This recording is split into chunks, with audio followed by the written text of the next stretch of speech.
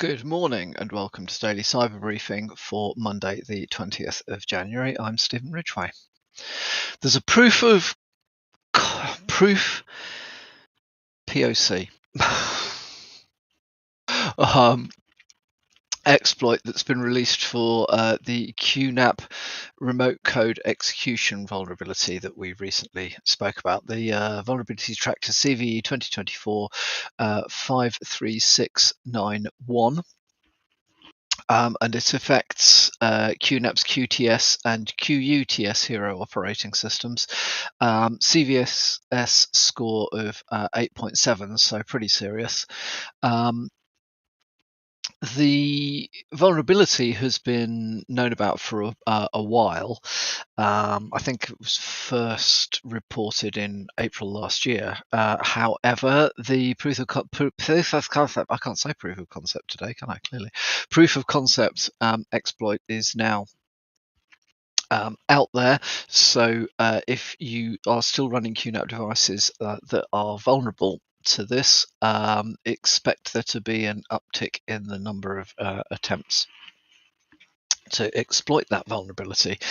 Patches are available.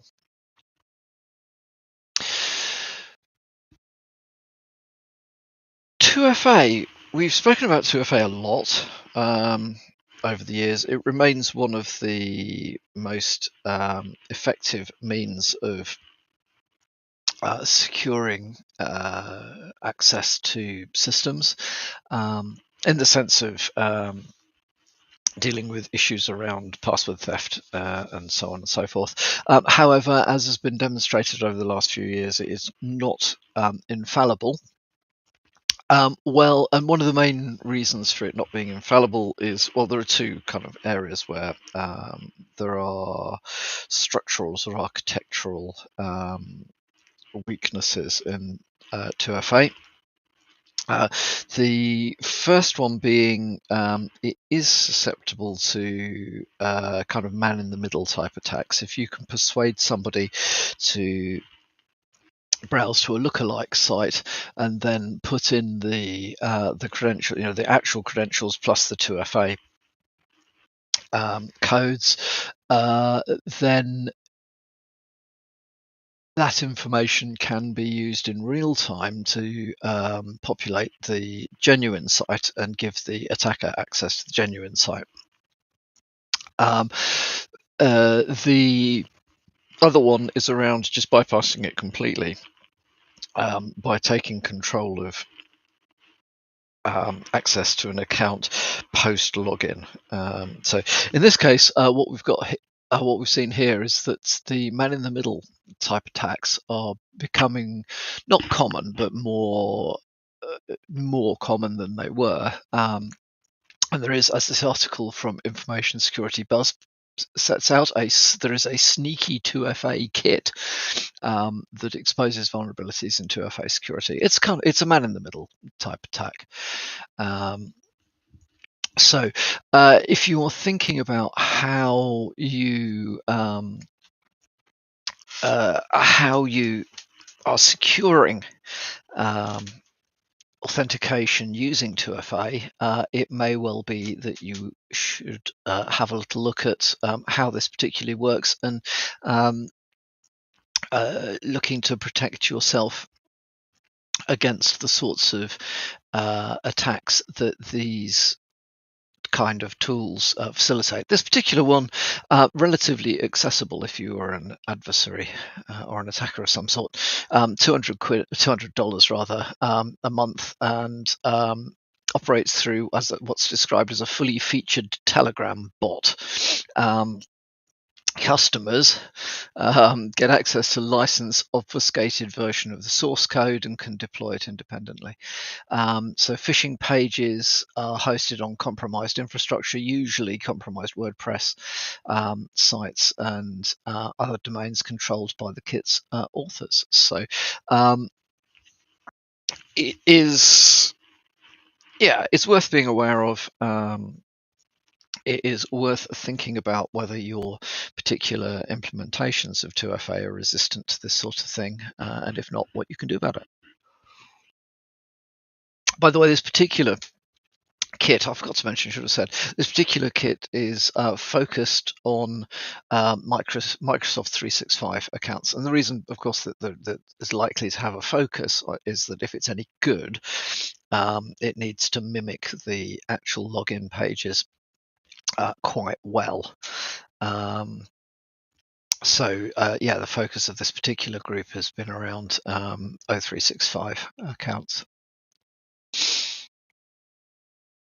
Okay, I came across an article in GB Hackers, which on the face of it sounds quite worrying. Researchers have accessed Windows BitLocker encrypted files using an exploit that's known as BitPixie. Fortunately, if you read the article, it isn't straightforward to execute this exploit. So firstly, it does appear to be true. So it does appear to be that there is a way to get round BitLocker encryption of devices.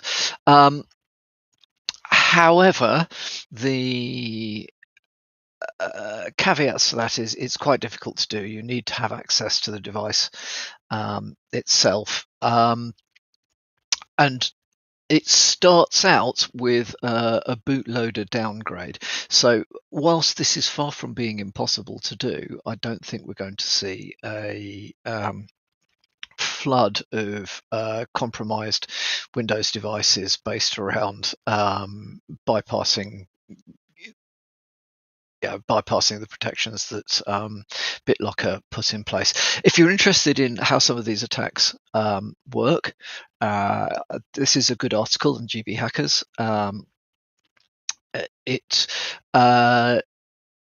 does point out that whilst the concept has been floating around for, well, in fact, since 2022,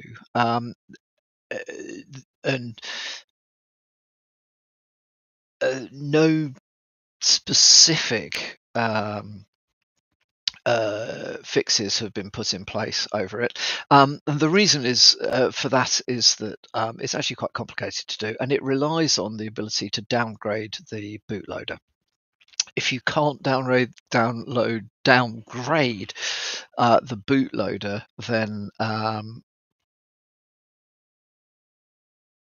then you won't be able to initiate.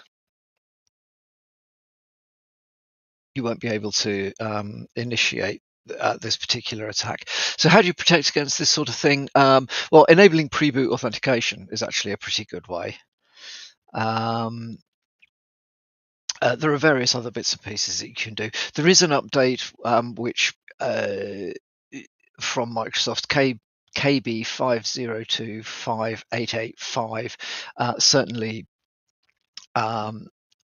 helps. It deals with secure boot certificates and revoking old secure boot certificates, or you could also disable Pixie Boot, which is another possibility. So it possibly, hopefully, of more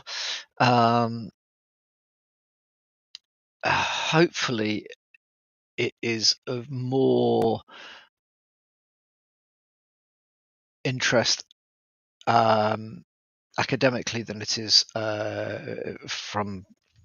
Oh, sorry, Eliza's pinging me in the background. Thank you, Eliza. Yeah, anyway, have a look, think about it, don't worry too much. Finally from me today, 1 in 10 Gen AI prompts puts sensitive data at risk. So interesting article. If you're worried about the information that is given to AI LLMs and what they do with it, despite the fact that this is talked about a lot, something just under 10% of information given to AI by employees generally would be considered sensitive information. So you might want to have a think around educating users on whether that is a good or bad thing. Right, that's all from me for today. I hope you have a good start to the week, and I'll speak to you all hopefully a little bit more coherently tomorrow morning.